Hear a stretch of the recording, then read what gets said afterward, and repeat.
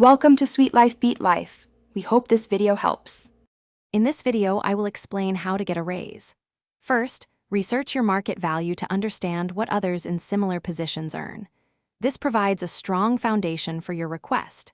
Next, meticulously document your accomplishments, focusing on quantifiable results and how you've positively impacted the company. Think about projects where you saved money or increased efficiency by a significant percentage. This preparation is crucial for building a compelling case. To truly stand out, quantify your impact with specific numbers. For example, did you reduce costs by $10, 000, or increase sales by 20%? These concrete examples are powerful.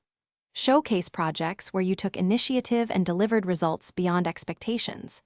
Emphasize how your contributions directly align with company objectives and future growth. This evidence proves you are a valuable asset, deserving of increased compensation. When you're ready, schedule a dedicated meeting with your manager to discuss your compensation.